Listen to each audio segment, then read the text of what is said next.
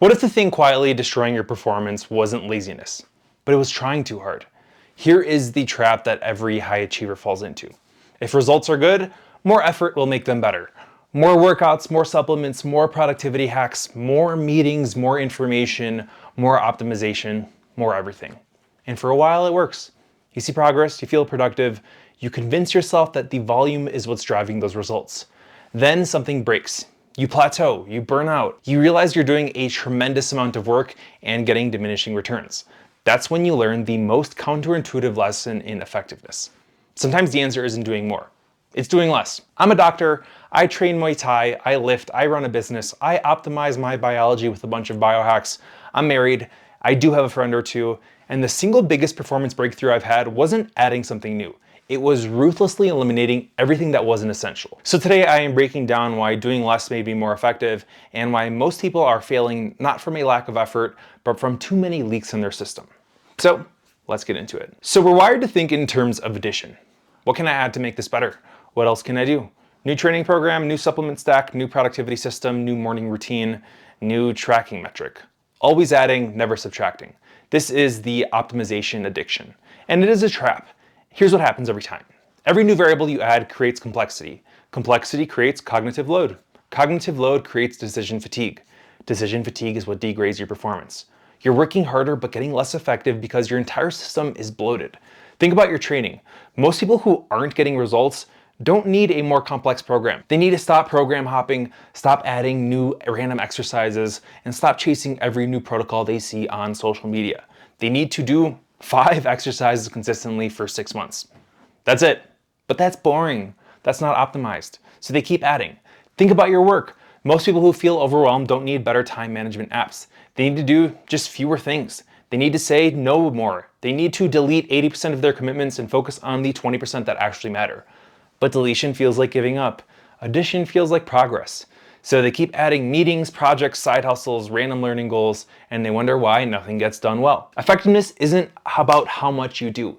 It's about the ratio of signal to noise. Every unnecessary variable is noise. Every leak in your system is noise. The more noise you have, the less effective you become, regardless of your effort. Most people are functioning at like 60% effort and 90% noise. They think the answer is boosting the effort to 100%, but it is not. The answer is maintaining that 60% effort, but with 10% noise. Eliminate those leaks and the results will follow. So I'm talking a lot of philosophy here. Let me give you a concrete example with my own training. 4, maybe 5 years ago, I was in the gym 6 days a week. Good old push-pull legs, accessory work, pre-exhaust techniques, drop sets, supersets. I was tracking everything, volume, intensity, progressive overload across a bunch of different exercises. I was doing my cardio, some zone 2, some mobility work here and there, trying to optimize recovery with the occasional ice bath and sauna. My training log was very impressive, but my results weren't meh. Why? Because I was managing so many variables that I couldn't execute on any of them very well. My recovery kind of sucked. My focus was very scattered. I was accumulating fatigue faster than my body could adapt. So the shift was cutting my lifting to 3 days per week. I picked just a few basic exercises to repeat very consistently. When I walk into the gym, no deciding between squats, Bulgarian split squats, leg press, or hack squat every time I walk to the gym. I started training Muay Thai, basically eliminated my need for any external cardio, and I picked up a social hobby. I deleted the ice baths, the sauna, the mobility protocols, the tracking apps. I just focused on sleep, food, basic recovery. And the result? I got better. My conditioning improved. My recovery was better. I spent less time thinking about training, which meant more mental energy for literally everything else. You don't need to do more exercises. You just need to get stronger at the few that matter. You don't need more training sessions. You just need better recovery between the sessions that do, and you make those sessions count. You don't need more supplements. You need to fix your sleep and your nutrition first. Most training programs fail not because they lack sophistication or the most science-based program and exercises. They honestly fail because they're too complex to execute consistently. Simplicity is going to win here every single time. Applies to everything: supplements, meal planning, productivity systems. If you can't maintain it when life gets chaotic, it's too complicated. So we've talked a lot about the physical. I also want to talk a little bit more about the cognitive, knowledge work, about thinking, about the actual cognitive tasks that produce value. Most people watching this are probably people that work at a desk and their value is produced by thinking. Whether you're a business owner, an executive, work a desk job in general, or a student, or want to become any of those things. Most people think that they are knowledge workers, but they are not. They are context switchers who occasionally do knowledge work between interruptions. Lots of interruptions. Email, Slack, meetings, notifications, open tabs, background music, quick phone checks. Your attention is fragmented into 1,000 pieces. And then you wonder why you can't think clearly or produce any deep quality work. And here's something that we forget. Your brain can only hold so much in your working memory. Every task that you're juggling, every notification you're monitoring, every decision you're postponing, every brunch that you're trying to remember the date of, it's taking up space. And that is cognitive load. And when your cognitive load is maxed out, performance degrades. So I decided to do a deep work experiment. I started blocking 3-hour windows almost every single day where I'd work on one task. No email, no phone, no Slack, just cognitively demanding tasks that required my full attention. Writing content, researching, writing client protocols, business planning and analysis. This YouTube video is in a 3-hour time block that I am recording. Whatever requires actual thinking and preparation. Everything else gets batched. Email, structured a few times a day. Messages once in the morning, once at noon, once in the afternoon, free reign in the evening. Meetings clustered into specific days when possible, and that difference is going to be immediate. Work that used to take me all day was now done in a couple focused hours. Not because I worked faster, but because I eliminated all that cognitive switching cost. Most people try to optimize their focus, again, by adding things. Productivity apps, focus timers, Pomodoro timers, more tools, more systems, more complexity. I did the opposite. I eliminated lots of things. No notifications on my phone ever. It's awesome. No social media during work hours. No news consumption during the day. Most of the week too. People usually tell me about it. No podcasts while working or even doing the dishes. No background noise. When I'm working, I'm working. When I'm training, I'm training. When I'm with my family, I am present. No multitasking, no divided attention. And I know this probably feels so extreme to people these days, but it's not extreme. It's just the baseline for effective cognitive work. Everything else is really just managed distraction. So now on the topic of decision fatigue, and I've been meaning to make a video about decision fatigue for the longest time, but I felt a video just on that was boring. So here's my section on that. Every decision you make is going to deplete your willpower. Every choice you have to evaluate uses cognitive resources. By the end of the day, you've made 1,000 micro decisions. So you have nothing left for the decisions that actually matter. And think about it, when do people make bad choices? Someone trying to be clean with their diet is not failing at 7 in the morning. They're probably failing at 7 in the evening after they've made so many decisions. Someone who's trying to quit marijuana or drinking alcohol is probably having it later in the evening. Not gonna wake up and think, ooh, I'm gonna smoke a big bowl or something like that. I don't know, maybe you do. So getting back to the point, most people leak effectiveness through unnecessary decisions. What to wear, what to eat for dinner, what to eat for breakfast, lots of eating. Which workout to do, which task to start my day with, whether to respond to this text or email now or later. Should I pick up this call? Should I attend this meeting? Death by 1,000 micro decisions. So I eliminate decisions wherever possible, and you should too. My meals are largely the same every single day. Breakfast is nothing. Lunch is usually leftovers from dinner, usually eggs, a meat, a starch, some vegetables. If I don't have leftovers, it's usually eggs. Maybe I'll air fry some fries. Just a few different things. Dinner is almost always a meat, a starch, and a vegetable put together in different ways. Variation happens here, but the template is pretty fixed. I don't think about what to eat. I know what I eat. My training is programmed weeks in advance. I don't decide what workout I'm gonna do when I walk into the gym. I just look at the program, follow it, execute. My work blocks are pre-scheduled. Deep work happens in the morning. Administrative type stuff happens in the afternoon. I don't decide when to do what. It's already decided. My evening routine is pretty fixed. Dinner, time with my dogs and family, read, pray, sleep. Same sequence, basically every night. This is decision elimination. I'm not spending cognitive resources on things that don't matter, so I have time and resources for the things that do. And the result here is that when an actual important decision comes up, big client care, strategic business decision, family matter, I have the mental clarity to think through it properly. I am not decision fatigued. I am not permanently running on empty.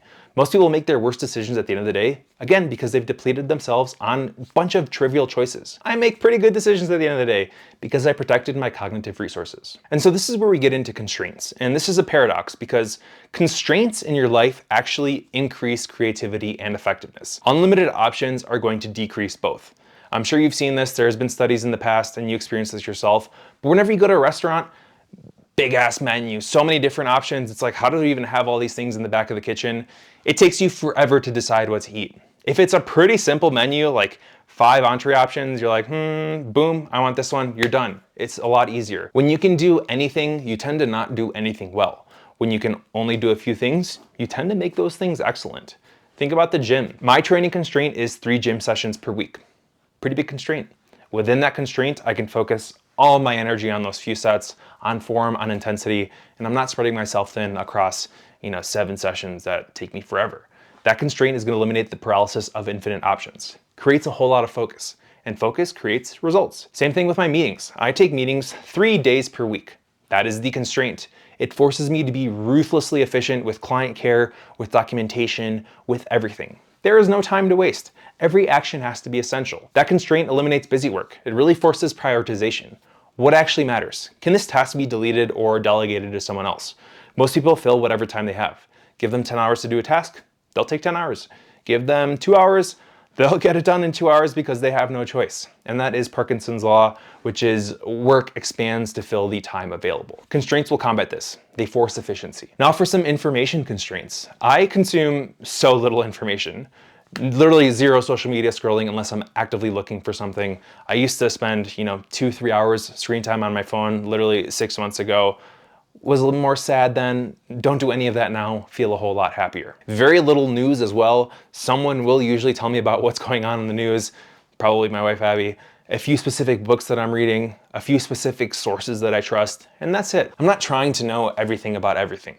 I'm trying to know what I need to know to be effective in my specific domains and the things that I'm interested in that don't necessarily make my life a whole lot better or make me money just because I'm interested in them. A lot of times we're just fed information that doesn't really apply to us, but because it's presented with a nice little engaging hook, some cute little graphics, the person is attractive or charismatic, we tend to listen.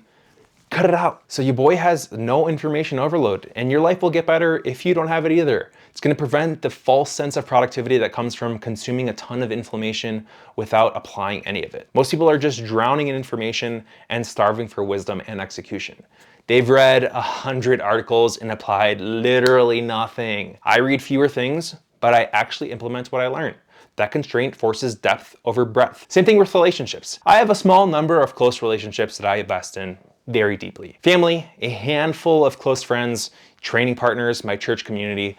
That's it. I'm not trying to maintain 100 shallow connections. I'm maintaining several very, very deep ones. That constraint is going to eliminate lots of social fragmentation, allows for actual depth, for actual presence, for relationships that actually matter, and provide support whenever you need it. And this is like the opposite of what our society has gotten into these days. We're friends with 1,000 people on Facebook, people from high school just want to see what they're doing, what their baby is up to or whatever. And you're so socially fragmented because you're following a bunch of million different people that you don't really care about. And as a result, all that depth is spread very shallowly across everyone. All right, so I know I've been talking a lot about leaks. This is not, a leak in your toilet. A leak is going to be anything that drains your resources, time, energy, attention, willpower, without producing proportional value. Maybe I guess a leaky toilet could probably be this. So some common leaks in real life are unnecessary meetings that could be emails. I get so many of these. Emails that could be ignored. I'm a ruthless unsubscriber, I'm telling you. Training volume beyond your recovery capacity. Supplements you don't need that are masking your nutrition that you're not fixing. Relationships that drain you or don't make you a better person. Information consumption that doesn't lead to any action. Decisions that could be automated or eliminated. Commitments you said yes to, but probably shouldn't have. Every leak is going to represent wasted resources. Resources you could be directing toward the things that actually make your life better. So, gotta do an audit of your life. Every commitment, every habit, every practice, every relationship. One question, does this produce value proportional to the resources it consumes? If no, get rid of it. Or at a minimum, just try to reduce it. The result will be shocking for you. I eliminated probably 40% of what I was doing, and my effectiveness increased dramatically because all those resources were now concentrated on the essential 60%. And this isn't going to be a one-time thing. It will be very ongoing. New leaks are going to appear all the time. New commitments are going to wiggle themselves in. New complexity always accumulates. And I do this audit quarterly now. What can be eliminated? What can be simplified in my life? What am I doing that I don't necessarily have to do or someone else can do? What's adding noise without necessarily adding signal? Gotta be ruthless, but it is necessary because the default state of life is entropy, chaos, disorder.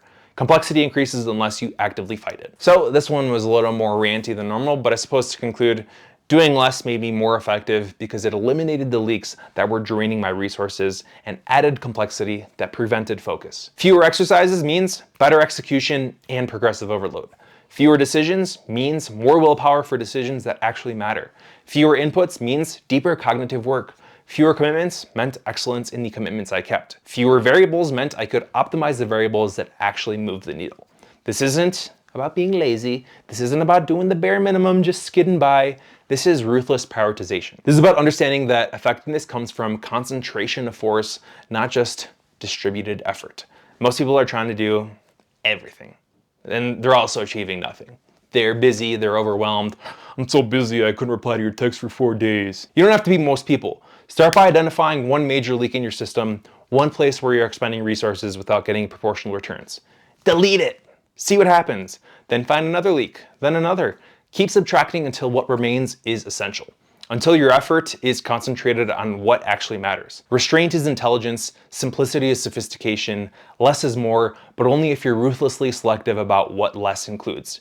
Do fewer things, do them better, and watch your effectiveness multiply. So if this changed about how you think about productivity and effectiveness, make sure to subscribe for more content on doing what works and deleting what doesn't. Comment below what the biggest leak in your system is, the thing that you know you should eliminate but probably haven't yet. And if you'd like to explore working with me one-on-one to achieve your biological potential, feel free to book a call with me in the description. See you later.